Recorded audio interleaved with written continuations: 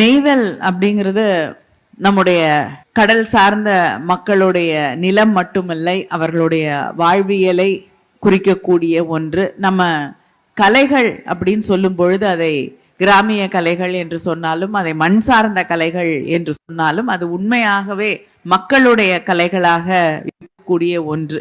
ஏன்னா உலகத்துல எங்க எடுத்துக்கிட்டீங்கன்னாலும் அந்த கிளாசிக்கல் ஆர்ட்ஸ் அப்படின்னு சொல்லக்கூடிய வகையில இருக்கிறது அப்படிங்கிறது மக்களுடைய வாழ்வியலை அதிகமாக உள்வாங்காத ஒன்றாகத்தான் இருக்கும். அவங்களுடைய கனவுகளை, எதிர்கால கனவுகளை, அடுத்த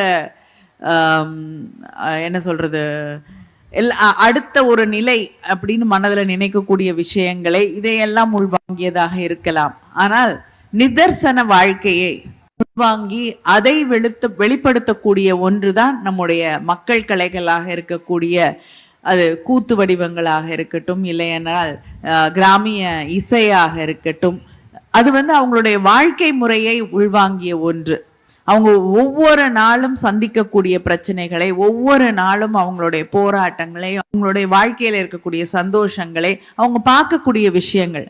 மலையில வாழக்கூடிய மக்களுடைய பாட்டை கேட்டீங்கன்னா அதுல இருக்கக்கூடிய மரங்களின் பேர், அவங்களுடைய சாப்பிடக்கூடிய உணவுடைய பேர், அவங்களுடைய வாழ்க்கை முறை, இதையெல்லாம் உள்ளடக்கியதாக இருக்கும். அதே போல இப்ப நீங்க நெய்தல் மக்களுடைய பாடல்களை கேட்டீங்கன்னா அவங்க பிடிக்கக்கூடிய மீன், அவங்களுடைய வாழ்க்கை, இதையெல்லாம் சொல்லக்கூடிய ஒன்றாக, அவங்க பயன்படுத்தக்கூடிய படகுகள், அவங்க பயன்படுத்தக்கூடிய வலைகள், அதோடைய பேர், அதெல்லாம் நிறைய நமக்கு தெரியாது. ஆனா அந்த பாட்டை கேட்கும் பொழுது இத்தனை பேர் அதற்கு இருக்கிறதா, இவ்வளவு வித்தியாசங்கள் இருக்கா அப்படின்னு தெரிந்து கொள்ளக்கூடிய அளவுக்கு நம்முடைய வாழ்வியலை உள்ளடக்கிய ஒன்றுதான் இந்த மண் சார்ந்த கலைகள். அதை நம்முடைய அடுத்த தலைமுறைக்கு எடுத்து செல்ல வேண்டும். மக்களோடு, அவங்களுடைய வாழ்வியலோடு அவர்கள் உணர்ந்து கொள்ளக்கூடிய ஒன்றாக அது இருக்க வேண்டும் என்பதற்காகத்தான் இந்த கலை விழாவை இங்கே நடத்தி கொண்டிருக்கிறோம்.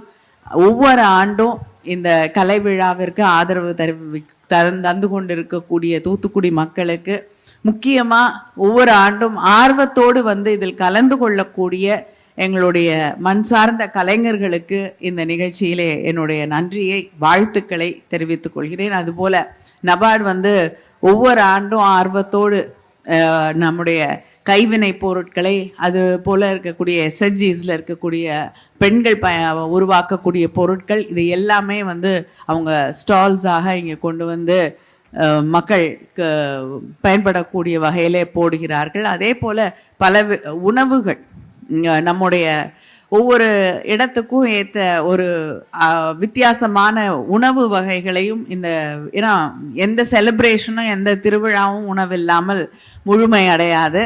அதனால தான் இன்னைக்கு இங்கே உட்கார்ந்துருக்கிறத விட ஸ்டால்ஸ், அங்கே உணவு பக்கம் நிறைய பேர் நின்றுட்டு இருக்காங்க. அதுதான் உண்மையான ஒரு செலிப்ரேஷனுடைய முழுமை பெறக்கூடிய ஒன்று. அதனால் ஒவ்வொரு ஆண்டும் ஆர்வத்தோடு வரக்கூடிய அந்த ஸ்டால்ஸ் போட்டிருக்க அத்தனை பேருக்கும் என்னுடைய வாழ்த்துக்கள், நன்றி. இந்த நிகழ்ச்சிக்கு உங்களுடைய தொடர்ந்த ஆதரவு, அதே நேரத்தில் எங்களுடைய கலைஞர்களுக்கு உங்களுடைய கரகோஷம், உங்களுடைய வாழ்த்து அப்படிங்கிறது தான் அவங்களுடைய மனநிறைவாக அவர்களை ஒவ்வொரு முறையும் மேடை செய்யக்கூடிய ஒன்று. உங்கள் அத்தனை பேருக்கும் என்னுடைய நன்றி, வணக்கம்.